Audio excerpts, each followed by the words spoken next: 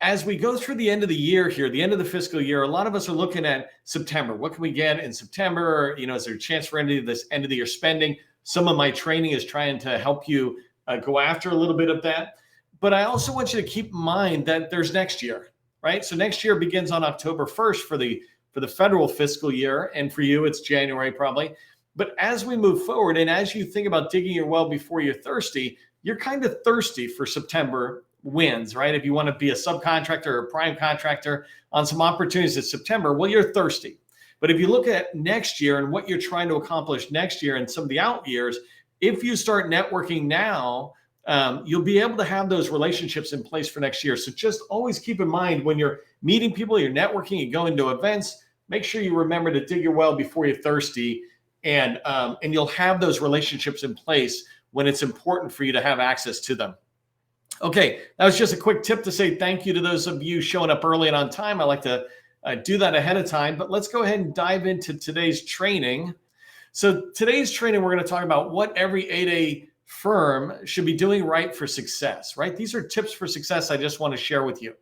I describe success, and really one thing to keep in mind about how great an expert I am is I've been mentored for 20 or 30 years by other people. I've read many, many books. And so for a lot of us, it's not about having some new great grand idea. It's about taking tried and true, tried and proven tips and skills and really implementing them. And that's this first bullet, right? Success is about doing the right things the right way and enough of the right things. Here I put the right thing, the right way, right now as a way to just remember that. The right things, right way, right now. When you do that, you're going to have success. And so the right things, what we're talking about there is, an example is I need to write proposals in order to win a sale, right? There's all sorts of things that happened before, but guaranteed you're not going to win an opportunity with the federal buyer unless you write a proposal. That'd be an example of the right things. And if you've watched previous training of mine on numbers and how many proposals should you write, I say every small business should be participating and writing on 4 proposals a month. Sounds like a lot. And by the way, if you're one of those places that are pushing out 20 a month, then that's too many. I literally need 4. I don't need you to have more. If you write 4, then you're writing and participating on slam dunk opportunities. That's an example of a right thing. And by the way, you could be brand new to government contracting. Just go get on 4 teams. That's another way that you can be writing 4 proposals. So anyways, coming back, that's an example of the right thing. You do it the right way. Make sure you're following the process the buyer wants, your teammates want, et cetera. And then you do it over and over again at a sufficient amount. And we'll talk about some of that in today's training. Another thing I want you to pay attention to is, it's one thing to do the right thing the right way. It's another thing to understand which right thing am I doing. And that's this picture I put in here. It's an old, experiment or something that you walk through as a class sometimes, where you're doing time management. You're really trying to pay attention to how am I managing all the tasks that are on my plate. And the idea is to put the big rocks in first. If you see this picture, it has 3 types of tasks, right? It has big rocks, the really important rocks for you or your company, et cetera. And then it has smaller pebbles, which represent smaller tasks, things that need to get done, but they're kind of B level tasks, not A level. And then it has sand size tasks, little grains of sand. And it has many of these busy type of tasks, but they're C-level tasks. And the idea of this is that you want to put in your big rocks into the glass jar first. When you do that, you're making sure you get done the most important things to you and your business first. Then as you start to take the next set of tasks, you do the pebbles, and they fall in around the big rocks in the glass. And the last thing you do is you do the sand tasks. If you get to this point, you can do those C-level tasks, the grains of sand tasks. Well, then as you pour the sand in, it whittles its way into that glass jar, finding all the small holes between the pebbles and the big boulders or rocks. And so as you move forward, right, and you're thinking about success, I really want you to think about big rocks. And I'm going to talk more about that as we go into today's training. Today's training, I'm going to cover down this topic in 3 ways. I want to just go over what are some of the typical things that we small business owners are running into in particular. If you're somebody who's working for a small business, then you're going to see a whole bunch of these tasks are on your shoulders. So the first thing I want to talk about is the typical tasks. Then we'll go into this thing called the time management matrix, this way of looking at your day and looking at what you're doing and aligning it properly.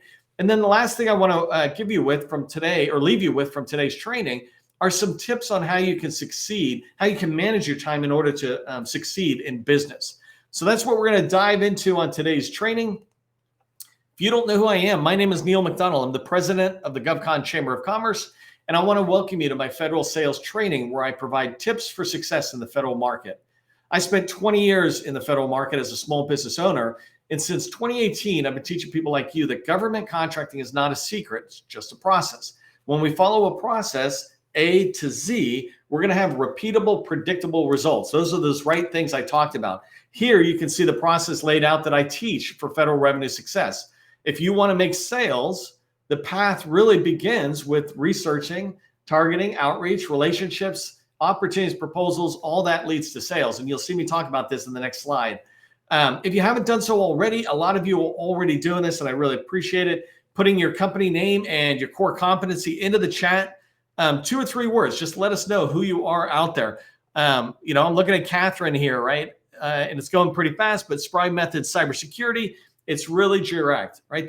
That type of information is so important as we move forward. And then the other thing is this is a community. Make sure you engage with folks. Everybody who comes to the training, anybody who's been here more than once, right? They love connecting with you outside of my training. Don't worry about connecting with me or bringing me in between. Take a relationship you develop here and take it offline. Go build successful relationships as you move forward.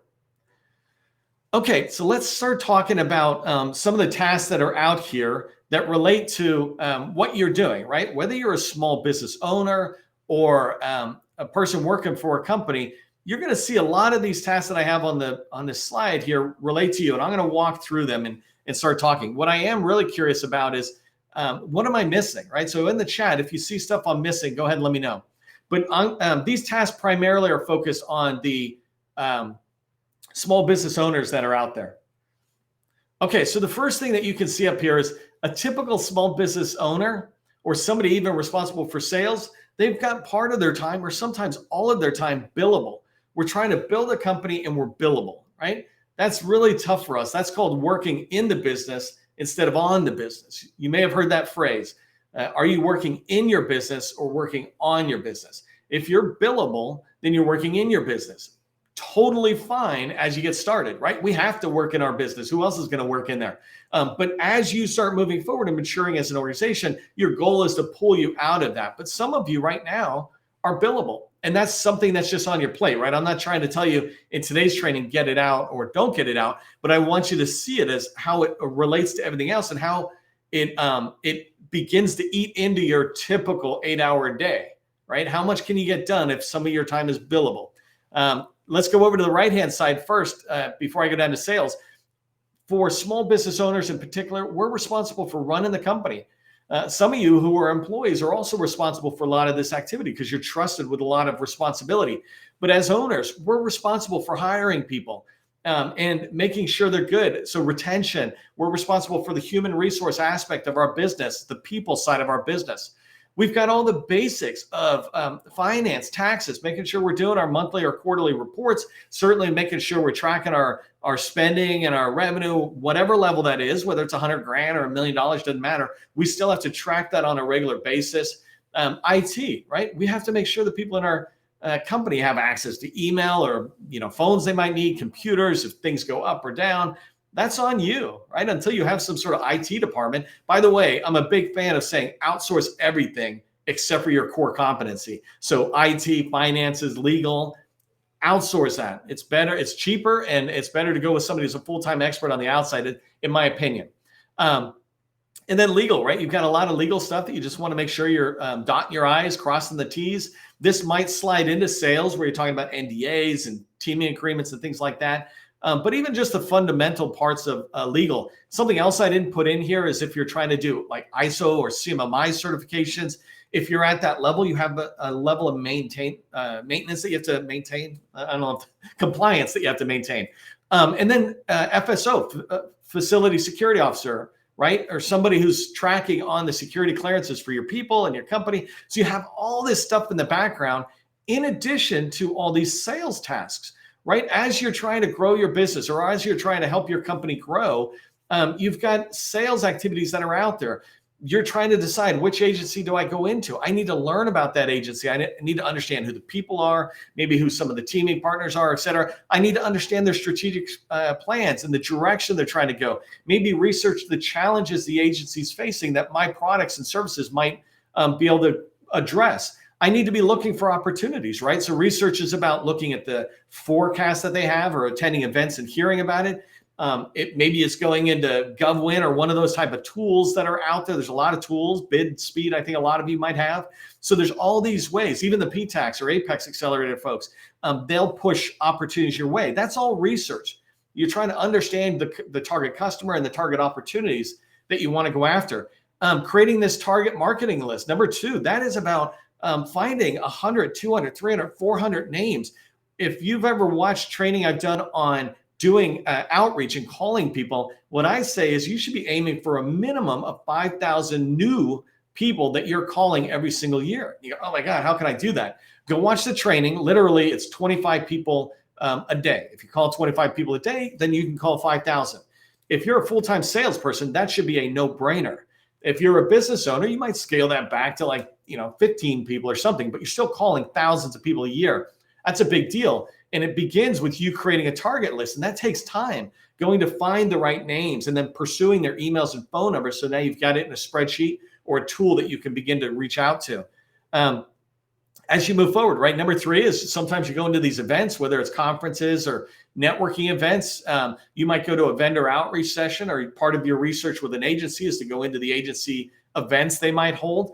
But then as you go into 4, right? This is where you start getting into the meat of the relationships and the sales activity. In order for you to really do sales, you've got to reach out to folks. In order for you to have relationships, you've got to reach out to folks. And number 4 here is outreach. It's making those cold calls. By the way, I'm doing a training tomorrow, Friday the 24th. I don't know what day it is, but tomorrow, for those of you who are live, I'm doing a cold call training on that. So if you struggle with cold calling, I'll give you all sorts of tips on how to succeed and make it less anxious. Anyways, but you've got to do those. And that outreach, that's where I'm talking about calling 25 people a day on a regular basis so that you start identifying the people who are most likely to help you succeed, whether it's a federal buyer new relationship or a teammate new relationship. You've got to call a ton of people before you start finding the ones that work. And so that's a massive amount of activity you've got. And then once you do find some of those gems, that gold in a gold mine that are your strategic relationships, these people who can help you grow and that you too can help grow, or in the federal side that you too can help them with their mission. As you start finding them, you need to budget time and you need to work on those relationships, maintain those relationships. For teaming partners, I always tell people you should be talking and touching base every 2 weeks, right? 3 at the absolute outside. But that begins to be a lot of work as you maintain those really strategic relationships. And then, of course, as you move into 6, 7, and 8, we're really going into capture and proposal writing. You might be wanting to respond to RFIs as sources sought, having a rhythm on that, beginning to, how many days does it take to write a good response for you? Capture is number 7, all about shaping opportunities. So all this stuff, all these tasks, writing proposals, and then executing on winning contracts, all of this is on your plate. And you've got to decide, how do you manage all this activity with a limited amount of time? Especially you business owners, you need to go home at the end of the day. Whether you're going home to your family or going home to Netflix, it doesn't matter. You need to go home at some point, because small business success is a long game. It's a marathon. It's not a sprint. And you don't want to be running as fast in this marathon as you would for a 100-yard dash, right? You put it all in on a 100-yard dash, but for a marathon, you kind of pace it out. And that's what time management is. And that's what I want to talk to you about and really begin to get you to see time management from a quadrant standpoint, which I'll show you here, and then give you tips on how do you really cover down on what you're doing. How do you go away from today's training and go, what's my next step? That'll be the next slide after this. So here, I want you to understand time management matrix. And I don't have it sitting next to me at the moment, but here it is. Let me lean over really quick. I got 1,000 books sitting over there, but Stephen Covey's book, 7 Habits for Highly Effective People, right?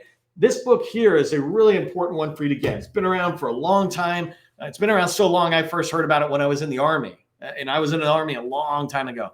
But Stephen Covey, in his book, The 7 Habits for Highly Effective People, teaches this idea of time management. And he provides this time management matrix that says, when you look at the work that you could be doing, or the things you could be doing, not just the work, but the things you could be doing in your life, in your day, right? They fall into 4 quadrants. And you can begin to look at some of this on its own, but I really want to walk you through the quadrants. And I'll give you a spoiler alert, right? We want to spend a good amount of time, frankly, as a small business owner, the maximum amount of time in quadrant 2. So we'll come back to that in a second, but keep in mind that that's our spoiler, right? That's where we want to be. So quadrant 1, these are important and urgent tasks. They need to get done right now. And so you can see I got a couple of examples here. An example could be a deadline-driven project. Another example might be an RFI is due in 2 days. That's an important, urgent task because we have to, we want to write that RFI response. It's in our sweet spot and it's time sensitive. It makes it urgent, right? And then as you move forward from important and urgent, you have important and not urgent.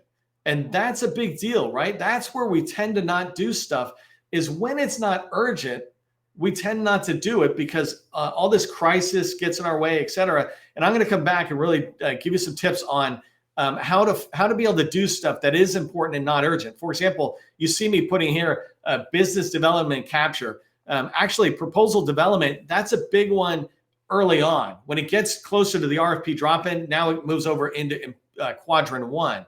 But relationship building, that's a classic example of something that's important, but not urgent. You have to put the time and energy into that to drive that forward. And then as you come down here onto quadrant 3, these are things that they're urgent, but they're not important at all. So an example from a business standpoint or meetings, look at the meetings you have and go, am I doing stuff? I have a lot of customers and a lot of stuff I do. I don't have anything in my mornings. I never schedule anything in my morning on a recurring basis because it generally means I get too much on my calendar and I'm probably doing things that are not important, but they're urgent now because they're on my calendar. But because I keep my mornings free on demand, I can say, oh, to the customer, sure, let's meet tomorrow morning. I can give you 15 minutes. I can give you 30 minutes. I'm able to do that because I'm managing my time. And so some of those meetings that you have on your calendar, that's a great example of what I would recommend you do from a business perspective, is look at that and go, do I really need to be having all these meetings recurring on my calendar? And so this idea of not important and urgent, you'll see that I put matchmaking. This is personal preference, personal recommendations. What I always tell people is, look, I'm going to give you my recommendations and I will not feel bad if you accept them or don't accept them, right? Either one's fine with me. My job is to, and you're paying me right now to give you this free advice of do this. And it's up to you to decide whether you want to do it. But matchmaking, the reason I put it as urgent, not important, is because it's urgent. It's an event with a date, but it's not really that important because people look at matchmaking for relationship building. And what I say is pick up the phone. If you know that you want to get into HUD and you want to sit there and build relationships, don't wait for a matchmaking event where you get to pick from, 8 to 20 people or something, and they're random people. Instead, sit there and say, I want to meet every chief data officer at HUD. I want to meet every mortgage expert or something at HUD. And then go find their names and their emails and their phone numbers and pick up the phone and call them. Right now, we're at end of the year spending, right? You would think contracting officers are super busy. We are still helping our customers get into, one customer in particular, getting in over and over into the acquisitions shop, into the contracting officers to have introduction meetings. And, we're still having good success, 70, 80%. You can do that as well. And that's why I say don't do matchmaking. Anyways, and then quadrant 4 is just a complete waste, right? It's not important. It's not urgent. Hopefully that stuff makes sense. If your phone rings, that's quadrant 4. I don't care who it is. Even if my wife is calling, and I say this sensitively, right? My wife understands that if it's urgent with her or it's important, that she texts me because I'll look and I'll see it. But if she's calling, then she's got time to chat or something. And you might go, oh, what if there's an emergency? Well, if there's an emergency, it's easier to text 911, right? And it comes right to me. And so that idea of picking up your phone, right? I use a drastic example there, but imagine you just pick up the phone, 9 times out of 10, it's spam. And that one time it's not spam, it probably could have gone to voicemail and you could get it later in the day when you're managing your emails and your phone calls. So right here, you see these quadrants, right? And this is a really important thing for you to keep in mind as you're trying to figure out, what am I working on? Am I working in quadrant 1 and 2? That's where I really belong. And then as you move forward, as a business owner in particular, we want to get you out of quadrant one. Most of what happens in quadrant one, you can eventually delegate.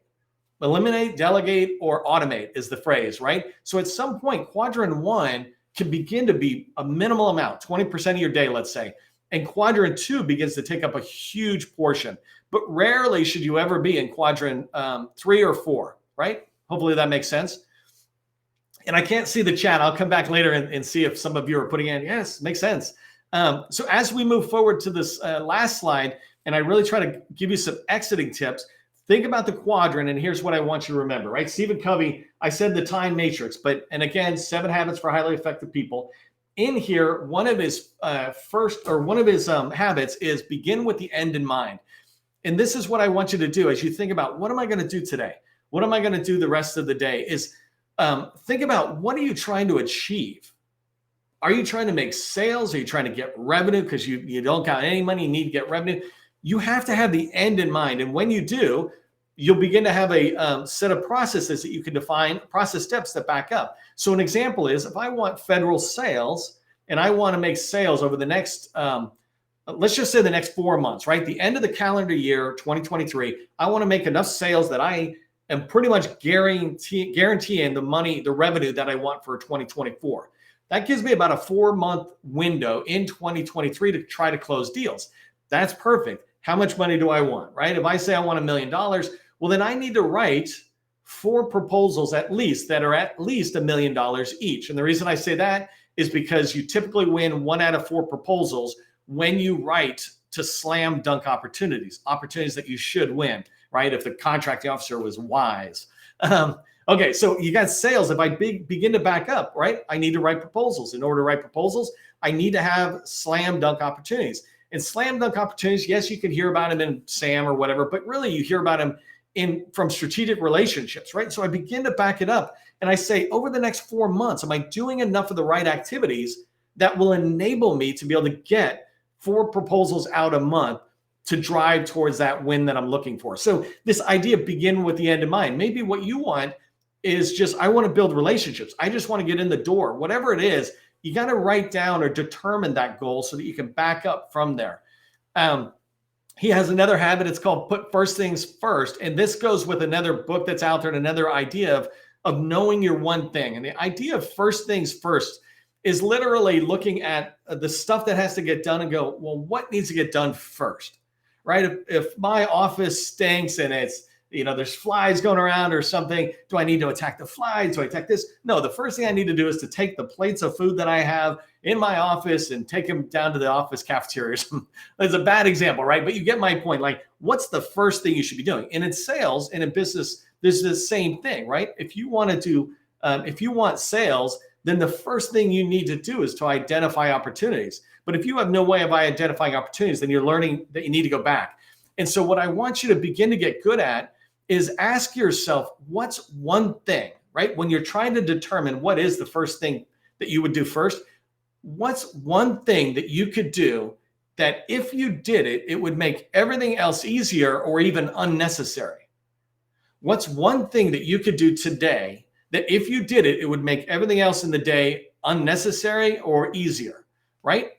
Think about that from today for this week. A lot of us are trying to sit there and pursue end of the year spending, right? So that this month, what's one thing I could do this month that if I do it, it'll make everything else easier or unnecessary, right? And so something that I could do that would make everything else easier potentially is I could take my DSBS profile and I could go register it in 100 different, or let me drop that down to like 30 different federal agency supplier portals. HHS, they have their own supplier portal. Right? That might be one thing I could do where I say, you know what, I'm not even visible to buyers.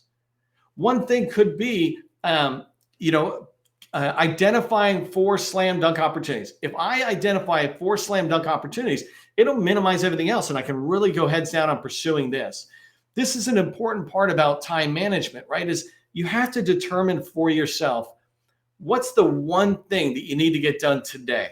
What's the one thing you need to get done this week? I already said this, right? That one thing that you need to get done in the last 4 months of 2023 that will make all of 2024 easier is land the sales revenue, the sales that you need for 2024's revenue. So if I want $1 million next year, then what I need to do in the next quarter, right, through the end of this year, is I need to land $1 million in business. If I do, I'm coasting through next year because I don't have to scramble to get revenue for next year. I have it already. I just have to earn it by being billable.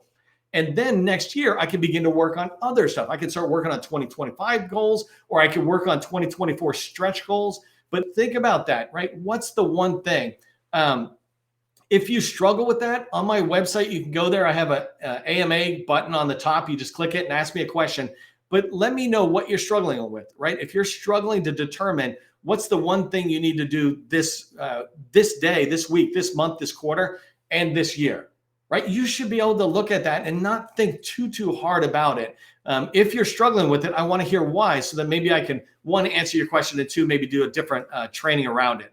This last thing here I just want to say is, don't have a 12-month year, have a 12-week year. This is another book that I love. I heard about it. The book's kind of soft, but it's enough to say, take your annual goals and start making them into quarterly goals. Sometimes we feel pressured to achieve an annual goal in October, November, December of our year. It's like, why not put the pressure on us to achieve those goals every quarter? When you do that, you're going to have far more success, because you're kind of giving yourself 4 years within 1 year. It's a way to look at that, and then just use that one thing approach. What's one thing I can do in this quarter that'll make everything else easier or unnecessary? All right, so here's what I want you to remember from today's training. First thing is, remember to always work on your big rocks first. You're going to have a lot of this sand around you that's going to be noise. It can wait. Your big rocks are the things that are going to grow your company. Of those big rocks, determine that one thing. Which of those is the most important? Which of those, if you get it done, will make everything else easier or unnecessary? One of those big rocks that you get done might get rid of all the pebbles, or many of the pebbles and many of the sand tasks, right? That size task. And the last thing is, just manage your time using that time management matrix. Go back and look at that. You can screenshot that slide, right? But look at your day and go, I just worked an hour. Did I spend it in quadrant 1, 2, 3, or 4? All you have to do is 8 times a day go, depending on how many hours you work, but where did I spend my time? And no one is looking but you. So be candid, right? Just put a check mark in quadrant 4 if you're at the office watching Netflix or something. It doesn't matter. It's less about Netflix, and it's more about doing maybe too much research and not enough phone calls, things like that. Track your time, and you'd be amazed at the progress you'll have towards the success that you want. Hey, tomorrow again is cold calls. We do live training every single day. So I'll talk about cold calls, how to do cold calls so much easier. If you're getting value from this training, certainly put a thank you in the chat. The team appreciates that. But also become a sustaining member when you're ready. Sustaining members support us. We don't take government money. We're completely self-funded. And so, sustaining members help us move forward on that. If you're an 8A firm and you're looking to push forward on business development in this next quarter, we're really looking for a few more customers, 3 at most, that go toward the end of the year. I'm doing the interview process next week. And so I've got a bunch of companies that have reached out. But if it's something that you're interested in doing a business development accelerator workshop, we'd love to have you talk to us. Just message me on LinkedIn. For all of us, as we think about time matrix and everything else that I teach, just remember, government contracting, it's not a secret. It's just a process. I'll see you in the next training.